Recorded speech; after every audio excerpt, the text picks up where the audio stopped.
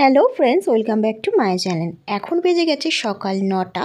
তো দেখো, আমি আমার ছেলে রেডি হয়ে বেরিয়ে পড়েছি, আর ওইদিকে আমার পাশে রয়েছে দিদি আর ওর ছেলে, আর পেছনে মা, বাবা, মামা তিনজনে মিলে আসছে। তো আমাদের বাড়ির পাশে অটো স্ট্যান্ড ছিল, অটোতে উঠে পড়লাম। আমরা সবাই মিলে আজকে সকাল সকাল বেরিয়ে পড়েছি দক্ষিণেশ্বরে ঘুরতে। তো সেখানে কালী ঠাকুরকে পুজো দেব। তো সেজন্য সকাল সকাল বেরিয়ে পড়েছি। এখন অটোতে উঠে আমরা চৌরাস্তায় গেছিলাম। চৌরাস্তা থেকে নেবে আবার আমরা 10 মিনিটের জন্য অটোতে দাঁড়িয়েছিলাম। অটোর লাইনে টালিগঞ্জের অটোতে উঠলাম। দেখো, তো টালিগঞ্জের অটোতে নেমে কিছুক্ষণ হাঁটলাম, হেঁটে তারপরে মেট্রো স্টেশনের দিকে যাব। আমরা সবাই মিলে এখন মেট্রো রেল করে মানে দক্ষিণেশ্বর যাব। এখন সুবিধাই হয়ে গেছে, পুরো দক্ষিণেশ্বরের সামনেই নামিয়ে দেয়। তো দেখো, কথা বলতে বলতে চলে এসেছি মেট্রো স্টেশনে। তো এখানে এখন টিকিট কাটা হচ্ছে। টিকিট হিসেবে এখানে তো টোকেন দেয়, মানে গোল গোল মতন। এই প্রথমবার মেট্রো স্টেশনে এলাম, আর এই প্রথমবারই কিন্তু আমি মেট্রো রেল চড়বো। এটা সত্যিই হাস্যকর, কিন্তু সত্যি আমি এর আগে কখনো চড়িনি, এই প্রথমবারই চড়বো।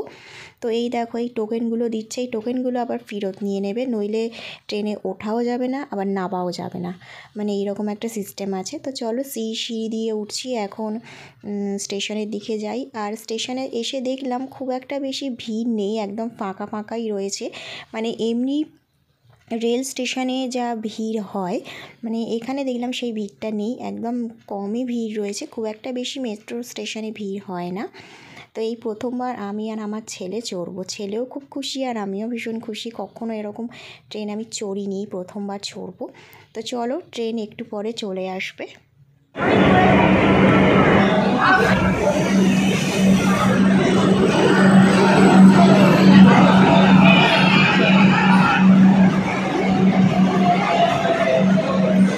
তো ট্রেনের মধ্যে উঠে পড়েছি। দেখো, সবাই বসে পড়েছে আর আমি দাঁড়িয়ে আছি, আমি সিট পাইনি। আর দেখো, দুদিকে পুরোই একদম অন্ধকার, পুরো জানলা রয়েছে, দুদিকে একদম অন্ধকার, কিচ্ছু দেখা যাচ্ছে না, শুধু স্টেশন দেখা যাচ্ছে। তো ঘন্টাখানেক ছিলাম, তারপরে এই জন্য নেমে পড়লাম। এখন স্টেশনের মধ্যেই আছি। এখন যেই টোকেনগুলো ছিল, সেই টোকেনগুলো এক লাইন দিয়ে জমা দিতে হবে, তবেই এই স্টেশন থেকে বেরোনো যাবে, নইলে বেরোনো যাবে না। তো এটাই হচ্ছে নিয়ম, মানে টোকেনগুলো জমা দিতে হয়। তো চলো বন্ধুরা, ফাইনালি আমরা দক্ষিণেশ্বরে পৌঁছে গেছি, পুরো একদম দক্ষিণেশ্বরের সামনেই নামিয়েছিল। তো আমরা এখন পৌঁছে গেছি দক্ষিণেশ্বরে। তো এখানে সবার প্রথম পুজো দেবো, ডালা কিনবো, সবটাই তোমাদের সাথে শেয়ার করব। তোমরা সাথে থাকো আর ভিডিওটা দেখতে থাকো।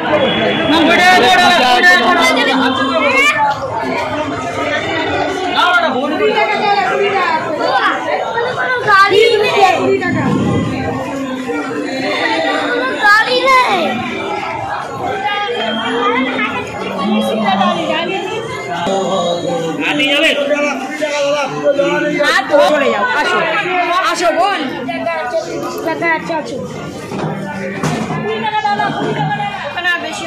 হ্যাঁ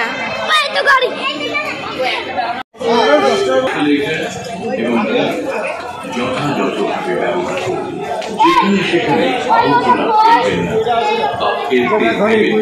বা ফেলতে দেবেন বাধ্যতামূলকভাবে আবর্জনা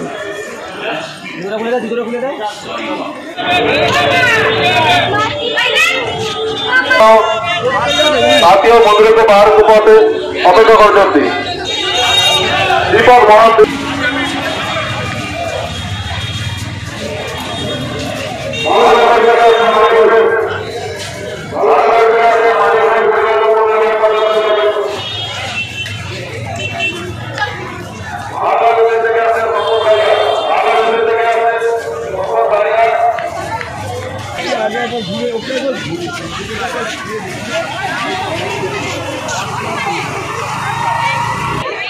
কত ভিড়!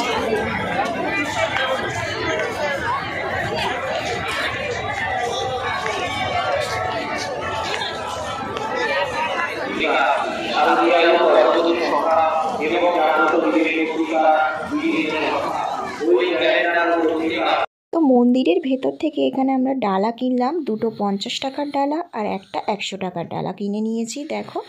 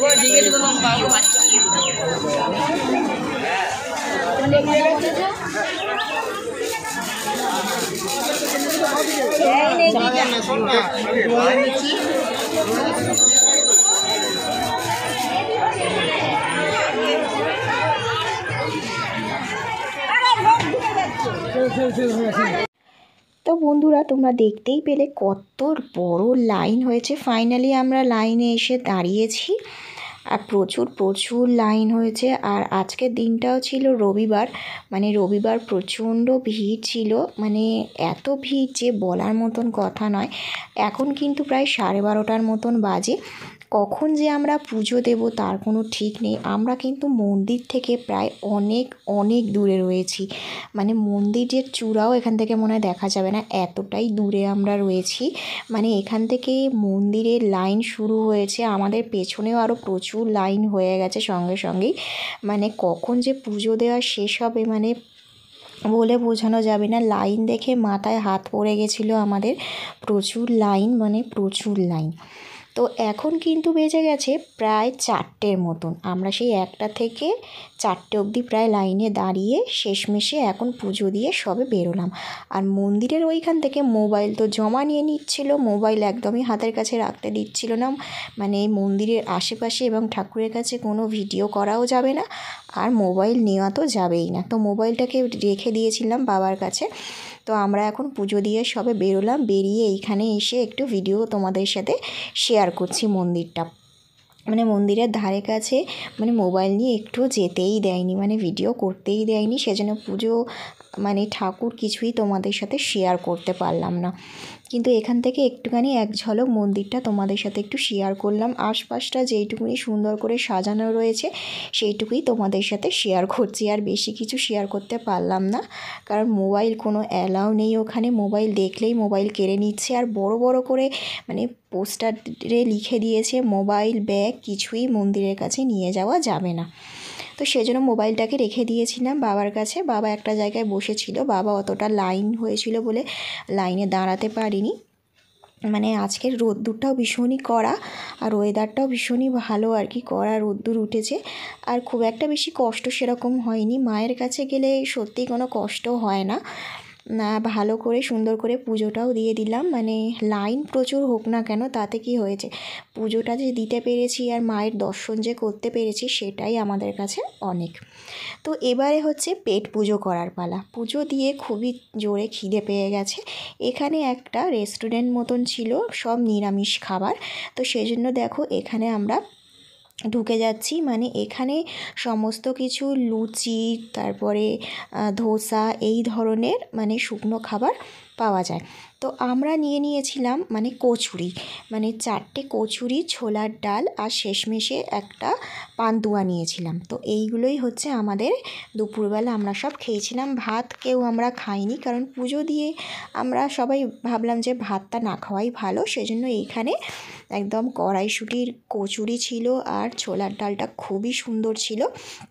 তো এইগুলোই আমরা খেতে বসে পড়েছিলাম। দেখো আমরা সবাই একটা টেবিলে গোল করে বসে পড়েছি সবাই মিলে। দারুণ মানে কি বলবো, খুবই ভালো লাগলো। বেশ অনেক দিন পরে বাড়ির ফ্যামিলি সবার সাথে বেরোলাম, মা, বাবা, মামা, তারপর দিদি, জামাইবাবু, 2 পুচকে, আমি অনেক দিন পর বেরোলাম। তো খুবই ভালো লাগলো, আর মায়ের দর্শন করলাম, পুজো দিলাম, খুবই ভালো লাগলো। তো এখন চলে এসেছে খাবার, তো এখন আমরা সবাই মিলে খাবো, পেট পুজো করব, তারপর আবার বাকি যেটুকুনি ঘোরা বাকি আছে ঘুরবো। তোমরা সাথে থাকো আর ভিডিওটা শেষ পর্যন্ত দেখতে থাকো।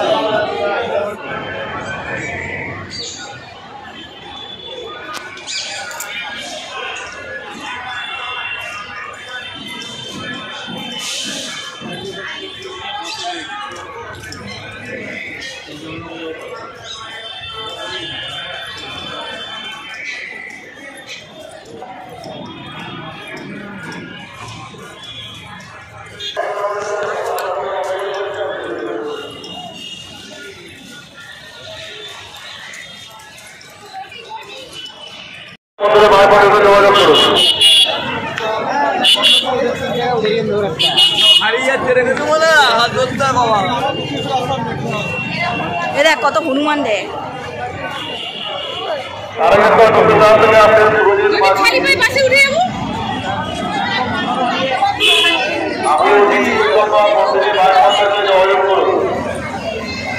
হনুমান দেখ কতগুলো।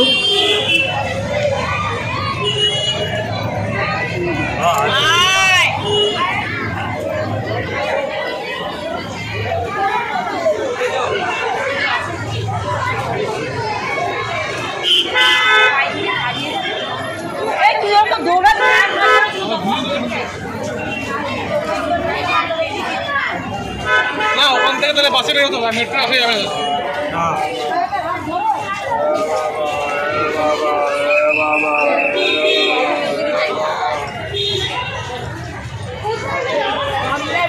ঠিক আছে তাহলে ওখান থেকে বাসে দিতে না।